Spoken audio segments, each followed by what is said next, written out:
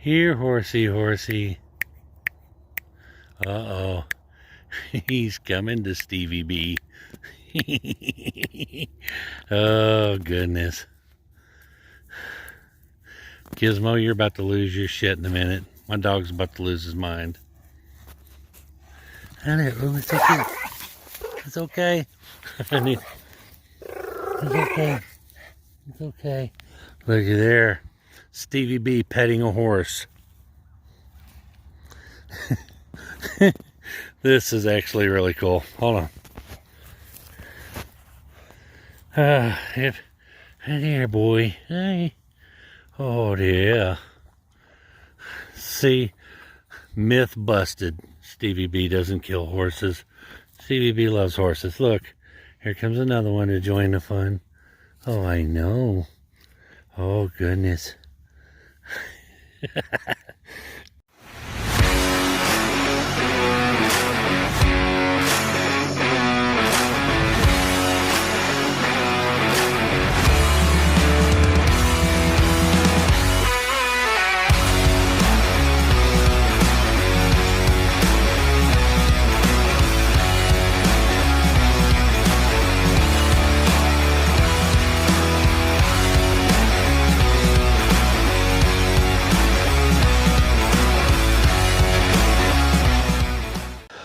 What is going on, nerds and nerdettes? It's your boy Stevie B with that weekly haul video. I'm gonna tell you what, it is Monday, and I'm gonna tell you a little peek behind the curtain of Stevie B. Monday is YouTube day for me because I work the rest of the week, and then on Saturdays and Sundays my girlfriend's off work, so we try to spend the weekends together. So I'm also off on Mondays. So my Monday is all YouTube day. And I'm going to tell you what, man, phew, I am beat. I have done 3 mystery boxes, filmings, 1 giveaway, live stream, and now we're going to do our haul videos. I have put together a bunch of stuff for auctions. I mean, I am wore out, and it is almost 9 o'clock, and I've been going since about 2 o'clock. So let's get to this haul video, because this is going to be what I will call the calm before the storm haul, because I've got some cool stuff coming in the next haul video that will probably be here tomorrow, but I'm impatient. See, I can't film tomorrow, so all the stuff that comes in tomorrow will have to go on next week's haul video. I got some really good stuff coming. I'm excited to get it. One big boy book that I pulled the trigger on. It's really hard for me to unclench that wallet to pay for these bigger books, but every once in a while I bite the bullet and I just pull the trigger on it. But anyway, we're going to start off with our Midtown haul because that's the same shit everybody else is getting. You just going to show you anyway. I don't know where I was going with it. But anyway, first up, thought I'd jump in. Silk number 1. Part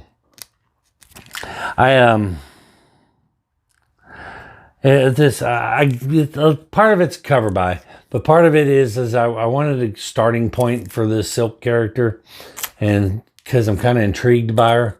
But and then the other part was this Lee Inyuk cover is nasty, because I do like me some Inyuk. So pulled the trigger on that one. And then this is going to be an ongoing that I'm going to stay on, even though I'm not liking any of the covers are lackluster for me. I want to cover that pops, man. And so far I'm just not been impressed. Wasn't impressed with any of the variants on this. And I'm sure there's some limited to 1 in 100 variants out there that are probably pretty nasty, but I'm not going to pay $100 for them. But this is Liefeld too, and you can tell because he cuts the feet out of them. He doesn't want to draw the feet, so I mean it's okay, but I mean honestly, is there anything about that cover that just blows you away? I mean, not for me, but I am going to collect. I am going to collect all of these. I'm gonna stay on these because I'm a big She-Hulk fan. A lot of people argue with me about this, but She-Hulk to me, she needs to be bulkier, man. She's just, I mean, they're trying to stay with the sexy, the sexy She-Hulk. You know, women of comics are drawn sexy, not necessarily drawn to look badass, you know. But she needs to be badass, like this statue that I got, the Bakia She-Hulk statue. Check this out. Okay, now that is a badass She-Hulk, and so I was kind of hoping with the new She-Hulk thing they'd take her in that more beast direction. But oh well, I still love the character. I'm still going to collect them. And next up, speaking of badasses, see, you can be hot, you can have that sex appeal, but still be a badass too. Like with this Purgatory number 4. I think we're on number 4. Shit, I can't remember. Hold on. I can't remember if it's 3 or 4. That's the bad thing about these Virgin variants is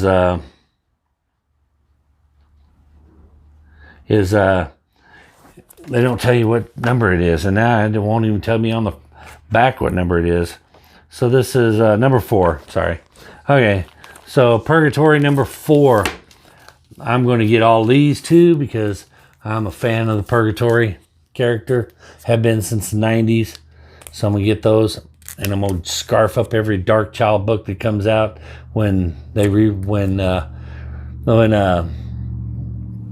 Randy Queen gets off his dead ass and makes some new Dark Child content, man. He said he was. I'm waiting on you, man.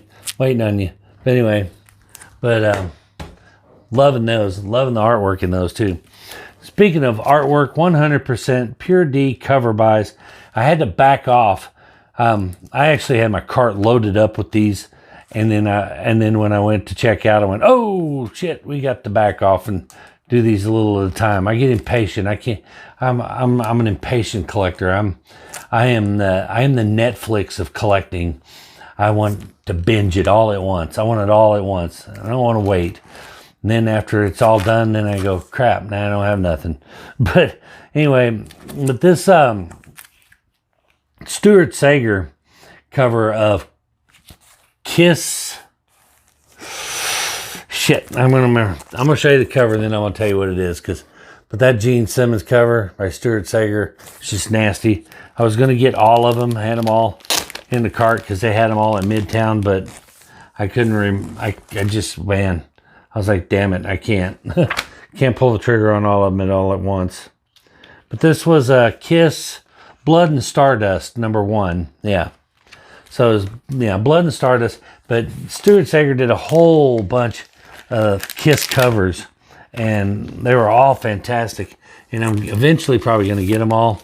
But he's done some other work too that I'm gonna get. But I'm just a real fan of that. Horror art is his. That's his jam, man. He can do other things other than horror, but man, that's his jam. I saw the cover of his for his Kickstarter that he's fixing to kick off next month in February. For his book, crap, I can't remember it. I can't remember. But anyway, it's a horror genre book, but the cover is just gorgeous. The female character on the front, Shiver in the Dark. Thank you. Okay, it just came to me. But yeah, his book Shiver in the Dark. He's re-releasing the originals, but with new covers, I guess. But the first that first cover, man, oh my God, it's gorgeous, just gorgeous. And it's not the horror like you're used to seeing this. It's pretty, you know. So he can draw it. It's just that horror, man. That stuff, that's his jam. Love this stuff like that. Draw that. Draw the Joker. Oh man, this is nasty. Anyway, another title I'm staying on. I kept saying I wanted to go back and fill in the whole Red Hulk run, and I'm having a hard time doing that. That was going to be my project to dollar bin dive, or back issue dive, get me out into the comic shops and stuff. But what I've realized is there are no back issues of Red Hulk in any of the comic shops. So I was like, well, damn. So I'm gonna have to do them online, which kind of took the drive out. So, but this is a new Incredible Hulk series, and I'm keeping on those. Dig this variant cover, a little homage to the first appearance. So that's kind of cool. I'm re-hammering on, I know. Complete and total cover by Amazing Spider-Man 86. Absolute cover by. What can I say? You throw Carnage and Venom together on a Spider-Man cover, and I'm a mark for it. I'm a sucker for it. And this one, I was trying to jump on this before the book started going up, and I missed. I missed because his first appearances are starting to go way up. First appearances, Scarlet Spider is going up. But so I picked up the Spider-Man, Ben Reilly Spider-Man #1. And this takes place during back in the 90s, there for a short period of time before he was Scarlet Spider. He actually took on the role of Spider-Man, and that was his costume in the 90s. And it was a pretty good run. So this takes place during that time period. So it's really interesting to me. And it's just a 5-piece mini. So, but I'm gonna get all those. Excited for those. And the other title, they swapped on Hulk and Venom. So I got to go. I'm picking up all the Venom ones, and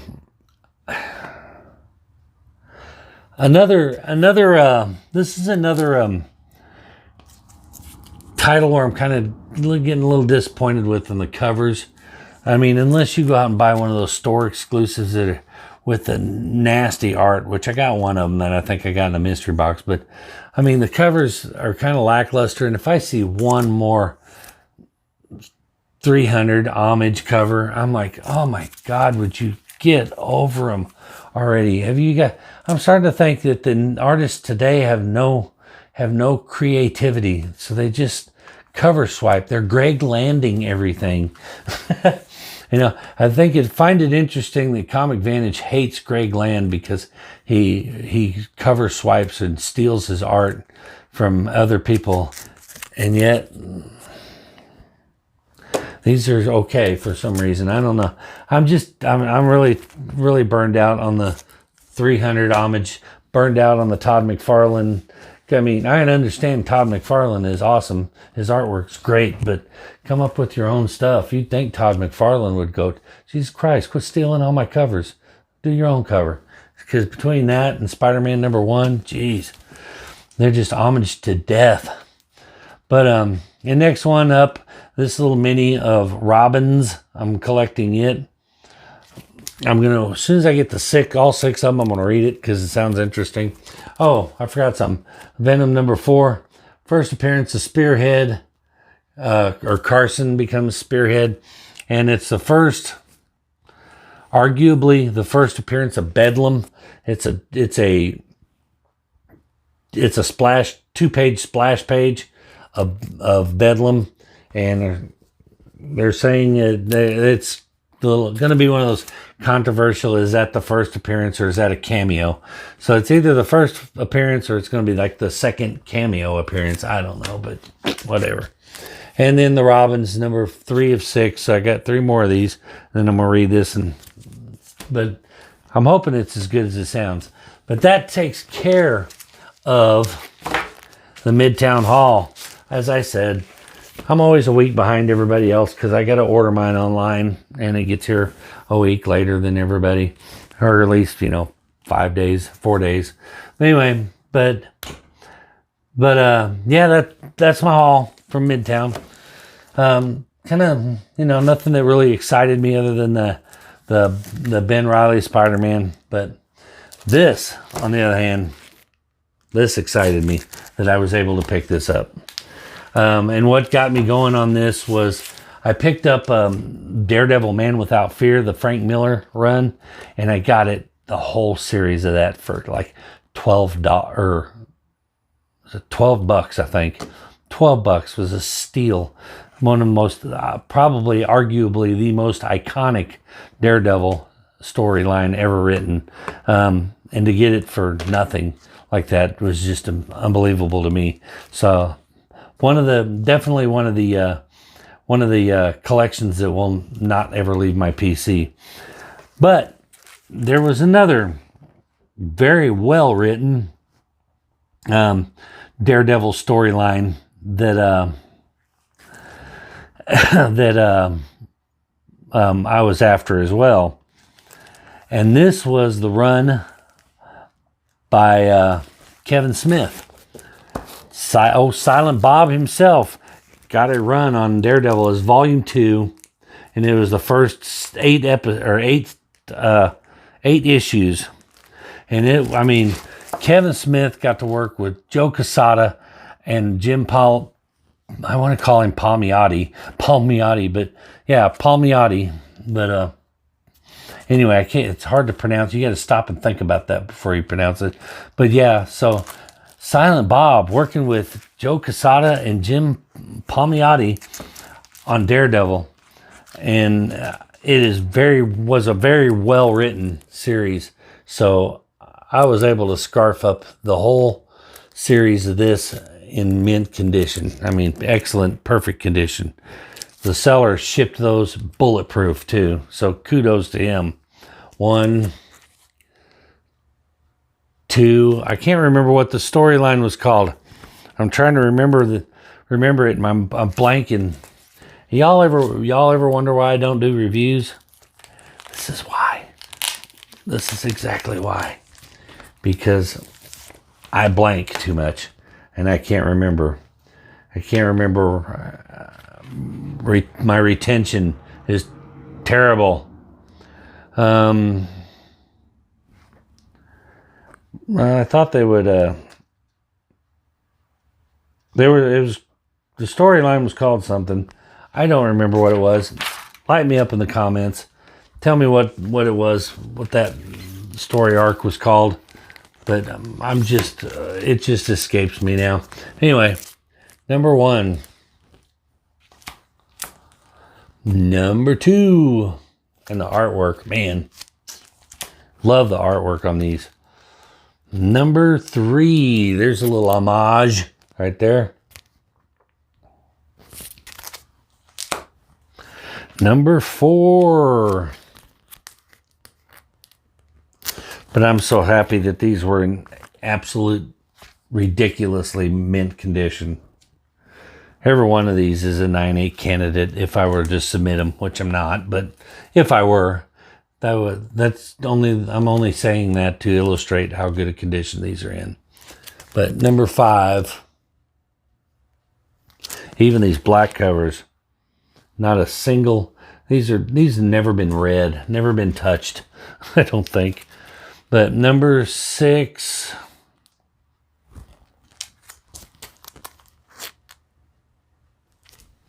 number 7, and I think this is the issue where Mysterio puts a bullet in his head or something and kills himself. Literally blows his brains out. And then they get some other guy that takes up Mysterio mantle, which we'll get to that tomorrow or next week.